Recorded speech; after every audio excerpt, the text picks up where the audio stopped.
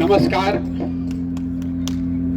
सबसे पहले तो आप सभी महानुभाव जो यहाँ पर आए हैं समय निकालकर, उसके लिए आपका तहे दिल से शुक्रिया अदा करता हूँ, आपका धन्यवाद करता हूँ। रात देर हो गई बा, गांव देहात में 10 बजे आदमी सूत जाला।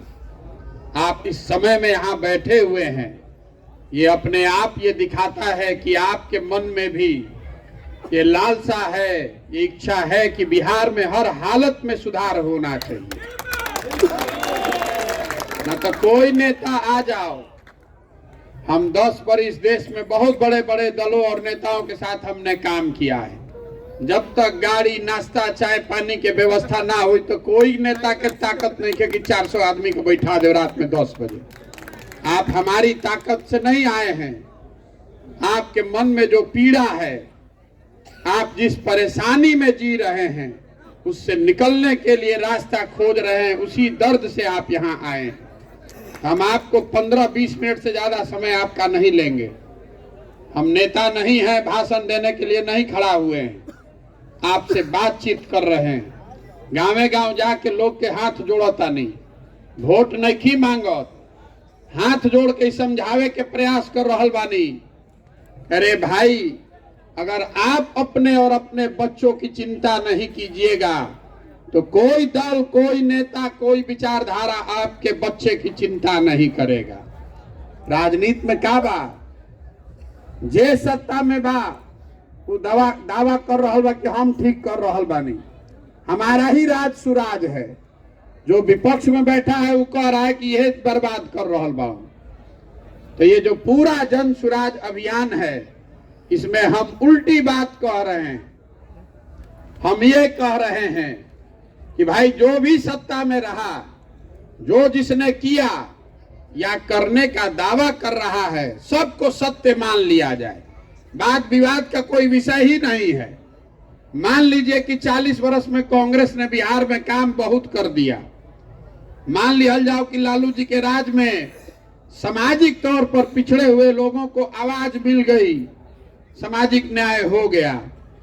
मान लीजिए कि नीतीश कुमार का जो दावा है कि हम बिहार में विकास का नदी बहा दिए, मान लीजिए, अगर सब के बात को सही भी मान लिया जाए, तब भी जो आज हम लोग की दुर्दशा है वो तो आंख के सामने ही बा। तो काहे के बहस कैल जाओ कि के कैलस के ना कैलस। हम कह रहे हैं कि जिसने जो किया या करने का दावा कर रहा है, उसके लिए उसको साधुवाद है, उसको प्रणाम कर रहे हैं। लेकिन आज जो हम लोग की स्थिति है कि बिहार देश का सबसे गरीब, सबसे पिछड़ा, सबसे ज्यादा अशिक्षित, सबसे ज्यादा भूखमरी और बेरोजगारी वाला राज्य है। तो जो भी आदमी है जिसको थोड़ा बहुत भी समझ है, वो आपको बताएगा कि भाई जौना रास्ता पर 50 वर्ष से चलत नहीं जा, यही रास्ता पर चलत रहल जाई तो जीवन में भी सुधार ना हो आगे। ऐसा तो हो नहीं सकता है कि पिछला 50 साल में कोई काबिल आदमी चुनकर नहीं आया। ऐसा हो नहीं सकता है कि किसी ने प्रयास नहीं किया। इस बात को पहले समझिए कि हम लोग की ये हालत क्यों है। दुनिया में गरीबी से निकलने के 3 ही रास्ते बताए गए हैं। पहला रास्ता है शिक्षा। अगर पढ़ाई हो, आपका बाल बच्चा पढ़ ले, आगे बढ़ जाए, नौकरी मिल जाए, तो वो अपने परिवार की देखभाल कर सकता है। दूसरा रास्ता है कृषि योग्य जमीन। अगर पढ़ाई नहीं खे, जमीन बा, तो खेती किसानी करके वो आगे बढ़ सकता नहीं। और तीसरा रास्ता है पूंजी। अगर पढ़ाई भी नहीं खे, खेती भी नहीं खे, अगर पैसा हो, पूंजी हो, तो दुकान दौरी करके रोजी रोजगार करके वो आगे बढ़ सकता नहीं। तो बिहार में अगर आप ध्यान से देखिएगा तो ज्यादातर जनता के लिए ये तीनों रास्ते बंद हैं। पढ़ाई के जा व्यवस्था है ये नहीं खे, जौन रहे वो पिछला 5-7 साल में ध्वस्त हो गया। आपका लड़का जा रहा है पढ़ने तो पढ़त नहीं खे, खिचड़ी खाता। कॉलेज में कोई पहुंच गई तो 3 वर्ष का डिग्री 5-6 वर्ष में लेकर आ रहा है। कॉलेज में डिग्री बटा रहा है, स्कूल में खिचड़ी बटा रहा है, पढ़ाई दोनों में कहीं नहीं हो रहा है। तो जब आपका बच्चा पढ़ेगा ही नहीं जब पढ़बे ना करी राउर लइका तो मजदूर ना बनी तो कलेक्टर बनी। इतना बात तो सबके बुझाए के चाहिए। दूसरा, जो कृषि की बात मैंने बताई, बिहार में गरीब के नाम पर इतना दिन से राजनीति होता, लेकिन आंकड़ों को देखिएगा तो आपको पता चलेगा कि 100 में 60 आदमी को बिहार में एक धूर जमीन नहीं है। 100 आदमी जो बिहार में रहता है उसमें 60 आदमी के पास एक को धूर जमीनें नहीं है। और जो 40 आदमी के पास जमीन बा, उस 40 में से 35 आदमी के पास 2 बीघे से कम जमीन है। तो जो बिहार में लोग खेती कर रहा है, ये कमाने वाली खेती नहीं है, ये खाने वाली खेती है। इतना छोटा किसान हैं आप कि आप उतना ही उपजा पाते हैं कि आपका बाल बच्चा खाए, पेट उसका भर जाए। अभी गेहूं के खेती भइल बा तो वही में आदमी सरसों तीसी छीट देले बा कि चलो भाई तेलो ना खरीदे पड़ी, लेकिन उस सरसों और तीसी को बेच के आप पैसा नहीं कमा सकते हैं। तो आंकड़े बताते हैं कि 100 में बिहार में 5 आदमी ऐसा है जो खेती करके आमदनी कर रहा है, बाकी आदमी खेती करके अपना और अपने बाल बच्चों का पेट भर रहा है या खेत में मजदूरी कर रहा है। तो शिक्षा है नहीं, जमीन है नहीं, तीसरा बचा पूंजी। अगर ये दोनों नहीं रहता, पैसा होता तो कुछो दुकानदारी कर लेते, अरे कुछ नहीं तो 5 गो भैंसे गाय रख लेते, कोई मुर्गी के फार्मे खोल लीत, कोई मछली मार लीत, कोई 2 गो गाड़िए रख लीत। तो बिहार में प्रति व्यक्ति आय है 35,000 रुपया, मतलब साल में हमने के 35,000 रुपया औसतन कमाता नहीं जा हर आदमी। देश में प्रति व्यक्ति आय है 1,45,000 रुपया। तो 35,000 रुपया में आप खाइएगा क्या, बचाइएगा क्या और पूंजी कहां से लाइएगा? ये तीनों रास्ते, शिक्षा, कृषि और उद्योग, तीनों बंद हैं। तो बिहार में आप गरीबी से निकलिएगा कैसे? कितनों रोवा हाथ पांव चला ली, जिसको चुनना है चुन दीजिए, जकरा के हटावे के बाद हटा दी, जकरा के ले आवे के बाद ले आई। ये बिहार सुधरने वाला नहीं है। जब तक यहाँ बच्चों के पढ़ने के लिए अच्छी व्यवस्था नहीं होगी, जब तक खेती को कमाई वाला खेती नहीं बनाया जाएगा, और जब तक यहाँ के लड़कों के हाथ में पूंजी नहीं दिया जाएगा, चाहे कर्जे के तौर पर दिया हो, लेकिन लड़कन के हाथ में पूंजी दिया हो ताकि हर आदमी कुछ न कुछ स्वरोजगार कर सके, तब तक बिहार को सुधारा नहीं जा सकता है। तब ये तुरंत पूछो कि अच्छा तो ये 3 काम सरकार काहे नहीं के करत, वो आपको अभी 2 मिनट में बताते हैं तो आपको समझ में आएगा। अभी इतना आदमी रो सब जुटल बानी जा, एक सवाल का जवाब सबको देना है, मुंह से जोर से बोले के बाद हाँ चाहे ना।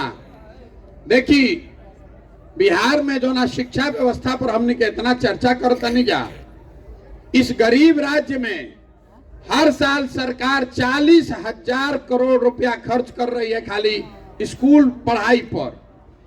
40,000 करोड़ रुपया खर्चा होके खिचड़ी बटाता, पढ़ाई नहीं के हो। तो इतना तरवा मानम न भाई कि और कुछ होके चाहे ना, बिहार में लड़कन के पढ़े के व्यवस्था होके के चाहिए कि ना होके के चाहिए? फिर सोच के बताएं, गलती हो जाए तो गड़बड़ा जाए, सोच के बताइए। और सबको एक बार बोलना है, सवाल पूछ रहे हैं तब बताइएगा। और कुछ हो चाहे नहीं, बिहार में बच्चों के पढ़ने की व्यवस्था होनी चाहिए कि नहीं होनी चाहिए? तब एक के याद कर ली, अभी 1 मिनट अभी कहनी हरवा की होके के चाहिए। तो अब सब आदमी अपना अपना लड़कन के नाम पर ईमानदारी से दिल पर हाथ रखकर बोलिए कि अपने जीवन में, खाली पिछला चुनाव में ना, अपने जीवन में कभी आपने पढ़ाई के लिए, शिक्षा के लिए वोट दिया है? फिर सोच के बोल ली भैया, कोई दिले बा? तो काहे के इतना हल्ला मचाओ था? नहीं, क्यों रोज इतना हल्ला मचा रहे हैं कि भैया शिक्षा व्यवस्था खराब हो गई? अरे जब आपको मालूम है आपको प्रशांत किशोर का क्या जरूरत है, आपको मालूम है कि अगर पढ़ाई की व्यवस्था सुधर जाए तो हमने के जिंदगी सुधर सकेला, लेकिन उस पर आप वोटे नहीं कर रहे हैं। जो ताला खोलना है उसका चाबी लगाइएगा नहीं तो ताला खुलेगा कैसे?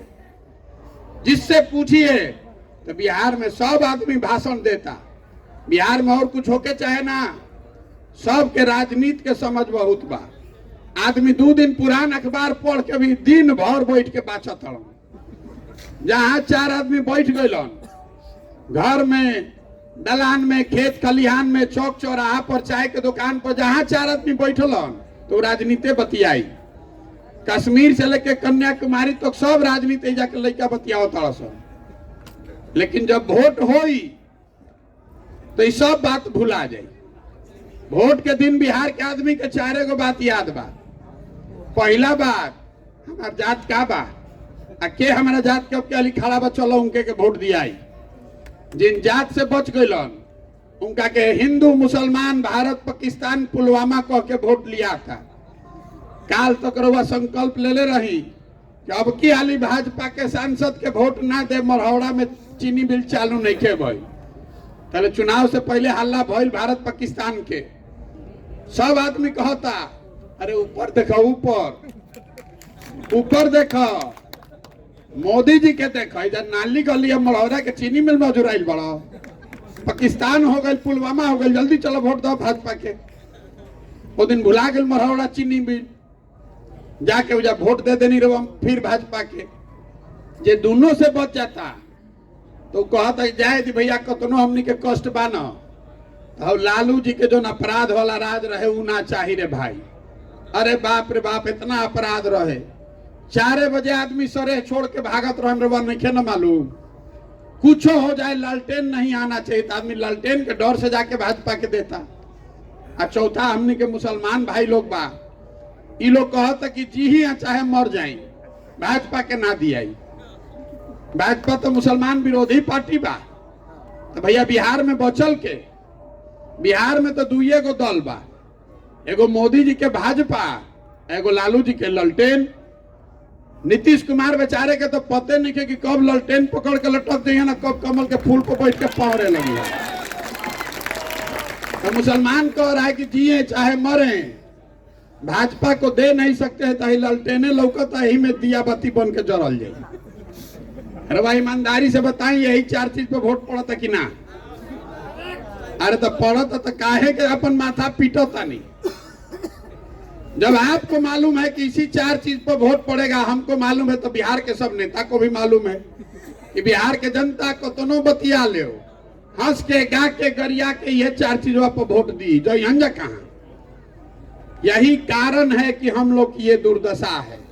जो जनप्रतिनिधि है उसके मन से हारने का डर ही खत्म हो गया है। जान रहा है कि चीनी मिल चालू होके चाहे ना, स्कूल में पढ़ाई होके चाहे ना, कोई मोदी जी के नाम पर वोट दे दी, कोई जात के नाम पर वोट दे दी, कोई पाकिस्तान के नाम पर वोट दे दी, कोई लालू जी के डर से वोट दे दी, उनका काम करे की जरूरत क्या बा? इसीलिए पद यात्रा कर रहे हैं, आपको हाथ जोड़ रहे हैं कि जगिए, संकल्प लीजिए, अपने लिए नहीं तो अपने बच्चों के लिए लीजिए। नहीं उठिएगा, नहीं खड़ा होइएगा तो कोई बिहार को नहीं सुधार सकेगा। आदमी कहता है जा खड़ा होके कि प्रशांत किशोर आइल बाड़न, ये सुधार देंगे। अरे भैया, जे मंच पावेला वो ये कहेला, जे आए गल खड़ा हो गल नया, ये बाड़न भगवान के भेजल दूत, ये सुधरिए। हम आपको कह रहे हैं कि एगो प्रशांत किशोर को छोड़िए, अगर 10 प्रशांत किशोर आ जाएंगे तब भी बिहार सुधरने वाला नहीं है। जब तक आप नहीं सुधरिएगा तो प्रशांत किशोर सुधार दिए, हम नहीं सुधार सकते। आप सुधरने के लिए तैयार नहीं है, आप सुधरने के लिए तैयार नहीं है। ये आदमी ऐसा बाड़न, हमारा सब कहता है भैया रुआ आगे चली, सब हमने के रुआ तन मन धन से रुआ संगे बानी जा। हम पहले ही हाथ जोड़ता नहीं बिहार के आदमी के। अभी मन्नू के जैसा हमारा कहता नहीं चढ़ जाई, अब पीछे से रुआ निकल जाई। अरे जिस समाज में लोग अपने बच्चों के साथ नहीं खड़े हैं, आपका लड़का पढ़ लिख के घर में बेरोजगार बैठा है, कहीं 15,000 रुपया में जाकर मजदूरी कर रहा है, गाली सुन रहा है, इसके बाद भी आप जाति और धर्म से ऊपर नहीं उठ रहे हैं, तो अपने बच्चे के लिए जो नहीं खड़ा है वो हमारे लिए खड़ा होगा? कभी नहीं खड़ा होइएगा। इसीलिए निकले, आप खड़ा होइए, लेकिन मेरे साथ नहीं, अपने बच्चे के साथ खड़े होइए। हमारा मुंह देखकर वोट मत दीजिए, अपने बच्चे का चेहरा देखकर वोट दीजिए, तभी सुधरेगा, ना तो ना सुधरी। बहुत आदमी कहता कि नेता के तो ठीक है वोट देता नहीं, नेता ठगता है। हम आपका ये भ्रम दूर कर देते हैं, कोई नेता आपको नहीं ठग रहा है। आपको कोई नेता अगर ठगता, हमने के कोनो नेता ठगी तो एक बार ठगी, दूसरा बार जाग देती जा, दो बार ठग ली, तीसरा बार जाग देती जा। लेकिन अगर 50 बरिस से हमने के ठगाता नहीं जा, तो इसका मतलब है कि कुछ न कुछ गलती हम लोगों में अपने में है। देखिए बिहार में हमने के जात पर वोट देले बानी जा, तो हर जगह बिहार में जात के चर्चा होता कि नहीं के हो, कोनो योजना बनता, पकौड़ियों खाए जाते नहीं तो जो जात के बात होता। आपने हमने 5 किलो अनाज पर वोट दिया है, तो बिहार में कतनो चोरी होता तो चोरी करके भी 4 किलो अनाजवा मिलते बा। रुआ वोट देले बानी राम मंदिर बनावे खाती, तो 30 बरिस के बादे सही लेकिन राम मंदिर बनते बा। आपने वोट दिया है मोदी जी का 56 इंच का सीना देख के, तो सुबह शाम टीवी खोलत नहीं तो मोदी जी के फूलल सीना लौकते बा। रुआ वोट देले बानी गुजरात मॉडल देख के, तो आपका लड़का गुजरात में जाकर मजदूरी करिए रहा है। अरे जो बोइएगा वही ना काटिएगा, जो आप वोट दे रहे हैं वो आपको मिल रहा है कम या ज्यादा। जब आप अपने बच्चे के रोजगार के लिए, बच्चे के शिक्षा के लिए वोटे नहीं दे रहे हैं तो मिलेगा कैसे? इतना तो बात भाई, इतने रुआ समझ जाइए तो बिहार बदल जाए। जिसको वोट देना है दीजिए, प्रशांत किशोर को आपका वोट नहीं चाहिए। जिसको वोट देना है दीजिए, लेकिन दीजिए अपने बच्चे के पढ़ाई और रोजगार के लिए, तभी सुधरेगा। समझ में आवे तो जागी, और ना समझ में आवे तो जिसका झंडा ढो रहे हैं ढोते रहिए। लेकिन अगर झंडा लेके ढोते रहिएगा दूसरे दल का, तो अपने बच्चे के भविष्य के लिए आप ही जिम्मेवार होइएगा, दूसरा कोई नहीं जिम्मेवार होगा। अब हमारा के आदमी कहता ये भैया वो दल न बनाई, हमने के विकल्प ना रहे, यही से गलती होत रहे। आप दल बनाइए, तो हम दल काहे नहीं बना रहे? अरे बिहार में पहले ही से 50 गो दल है आपको ठगने के लिए, कम बागे को हमू बढ़ा दी, हम बना दे हमू ठगे लागो। बिहार में दल कैसे बनेला? जे बनैलस दल वह हो गई दल के नेता। आयोग कह दिलस कि हमारा बात होयन हमार बेटा, कुल जाना तू लोग जीवन भर बंधुआ मजदूर बन के ढो जा। वो दल नहीं है, वो विकल्प नहीं है, वो तो परिवार का शासन है। अगर दल बनाना है तो जो रास्ता महात्मा गांधी ने दिखाया, गांधी जी दल बना के वोट लेके देश आजाद करैलन। गांधी जी ने पहले समाज को जगाया, गांधी जी आगे आगे चले, पीछे से पूरा समाज चला, तब ना आजादी मिलल। तो अगर बिहार को गरीबी से, बेरोजगारी, भ्रष्टाचार से आजादी दिलाना चाहते हैं तो सबको कंधा लगाना पड़ेगा, सबके खड़ा होके के पड़ी। आदमी कहत कि भैया हमने के गरीब आदमी हमने कैसे कल जाई, जाति बल, बाहुबल, धन बल, इस सब से हम लोग कैसे लड़ेंगे? आप हमारे विषय में क्या जानते हैं कि हम जिस दल का नेता का हाथ पकड़ते हैं वही चुनाव जीत जाता है।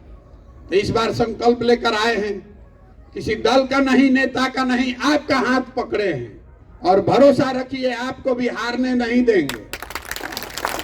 आप खड़ा तो होइए। धन बल, बाहुबल, सब बल का चिंता अपने भाई, अपने बेटे प्रशांत किशोर पर छोड़िए और अपने बच्चे के लिए खड़ा होइए। संकल्प लीजिए कि बिहार में ऐसी व्यवस्था बनाएंगे कि हम लोग के बच्चों को पढ़ाई और रोजगार के लिए, मजदूरी के लिए कहीं बाहर नहीं जाना पड़ेगा। ये संकल्प लेकर जाइए, तभी बिहार सुधरेगा, न तो दूसर कोनो रास्ता नहीं है। तो पदयात्रा करो तो नहीं, गांव देहात शहर से जितना आदमी मिली हों, जैसे दही के मथ के मक्खन निकालल जाला, वैसे ही मथे निकलल चलल बानी समाज के। जौन आदमी मिली, जो भी अच्छा आदमी मिलेगा उसको सबको जोड़ेंगे। पदयात्रा खत्म हो तो सब लोग बैठ के दल बनावे के मन करी तो बनाई। लेकिन अगर दल बना तो दल प्रशांत किशोर का नहीं हुआ, वो दल किसी व्यक्ति का नहीं, किसी परिवार, किसी जाति का नहीं, वो दल होना चाहिए बिहार के उन सारे लोगों का जो लोग इसको मिलकर बनाएंगे और आगे मिलकर चलाएंगे, तभी न बनेगा जनता का राज। ये होके के चाहिए कि ना होके के चाहिए?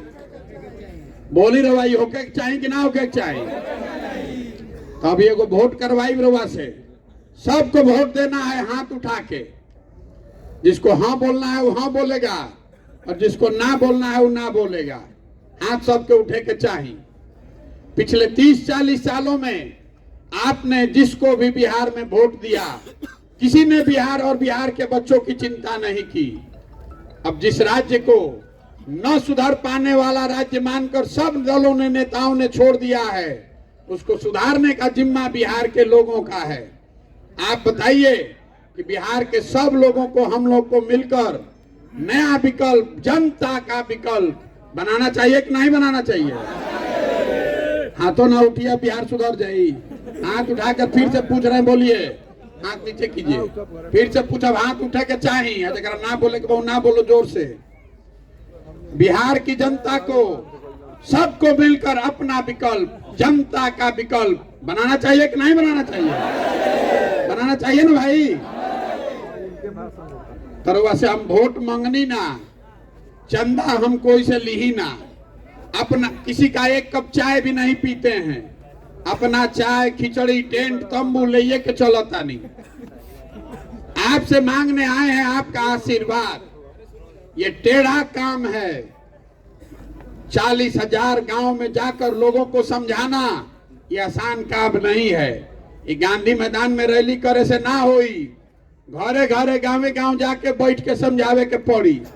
जैसे फर्श, बहुत आदमी हमरा कहते हैं भैया गांधी मैदान में एगो बड़का रैली करके वजह सबके बताई, तो काहे नहीं करो? अरे भाई, गांधी मैदान में रैली करे से ना होई। फर्श पर काई जमी हुई है, अगर दौड़ने जाइएगा तो गिर जाइएगा, हाथ पैर टूट जाएगा। काई जाम जाता फर्श पर तो कैसे छोड़ावल जाता? बैठ के ईंटा से, झाड़ू से रगड़ के छोड़ावे पड़ी। एक बार जब काई हट जाएगा तो उस फर्श पर दौड़ सकते हैं। तो जो आपके हमारे दिमाग पर नेताओं ने जाति का, धर्म का काई जमा दिया है, उसी को साफ करने के लिए पैदल चल रहे। तो ये हो कैसे? 5 दिन रवा जाता नहीं बाबा धाम, तो पैर वैर फूल जाता। हम 175 दिन से चलता नहीं, और अभी 1.5 बरिस और चले के बाद कैसे होई?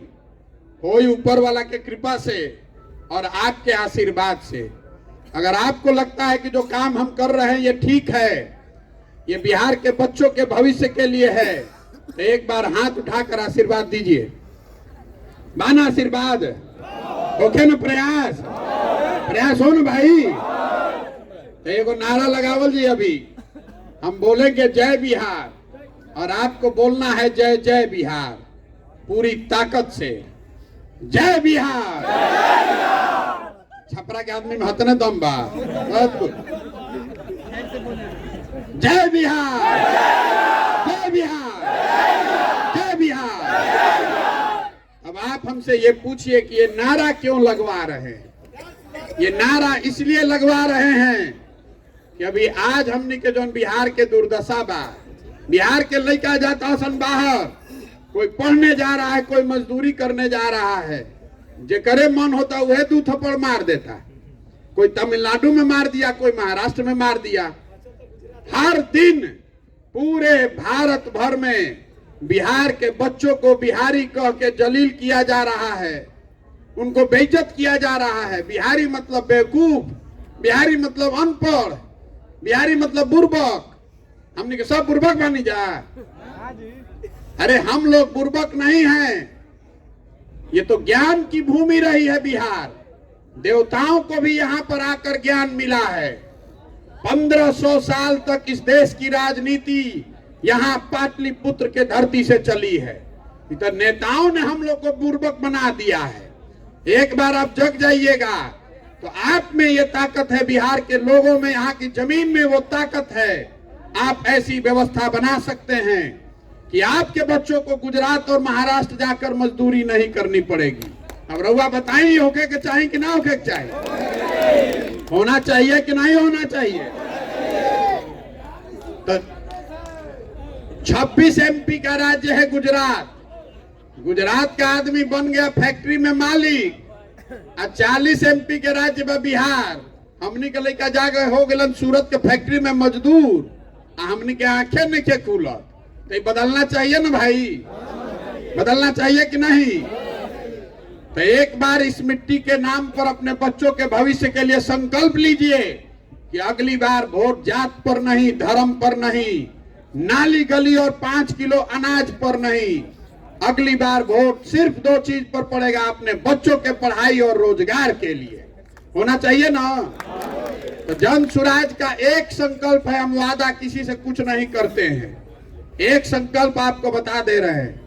जन स्वराज का पहला संकल्प है कि और कुछ काम होके चाहे ना, रोड बनो चाहे ना, अस्पताल बनो चाहे ना, जब जनता की सरकार बन जाएगी तो साल भर के अंदर जितने लड़के यहाँ बेरोजगार बैठे हैं, जितना हमने के भाई चल गिलन बहरी मजदूरी करे, सबको बुलाकर यहाँ 10 से 15 हजार रुपया के रोजगार का व्यवस्था किया जाएगा। होना चाहिए ना भाई? बहुत आदमी हमारा कहते कि कैसे करो भैया, तो हम आपको बता रहे हैं कैसे करेंगे। आप हमको बताइए कि रउआ गांव रउआ शहर में कोई तमिलनाडु महाराष्ट्र से आके जब मजदूरी करो था? कोई कर रहा है भाई पंजाब से यहाँ के मजदूरी? तो जब महाराष्ट्र से नहीं आ रहा है, गुजरात तमिलनाडु से नहीं आ रहा है, तो हम लोग के राज्य का लड़का क्यों जाएगा बाहर मजदूरी करने? इसलिए न जा रहा है कि यहाँ 10-15 हजार का रोजगार नहीं है। तो अगर गुजरात में व्यवस्था हो सकेला, पंजाब में व्यवस्था हो सकेला, तो बिहार में क्यों नहीं होना चाहिए? होना चाहिए कि नहीं होना चाहिए? हाथ उठाकर बोलिए, रोजगार चाहिए कि 5 किलो अनाज चाहिए? रोजगार चाहिए कि 5 किलो अनाज चाहिए? जाति चाहिए कि पढ़ाई चाहिए? तो इससे टिकी हिलिएगा नहीं। जाति नहीं चाहिए, हम लोग को अपने बच्चों के लिए अच्छी पढ़ाई चाहिए। हमने के 5 किलो अनाज पर वोट ना बेचल जाए, हमने के लड़कन के रोजगार चाहिए ना भाई?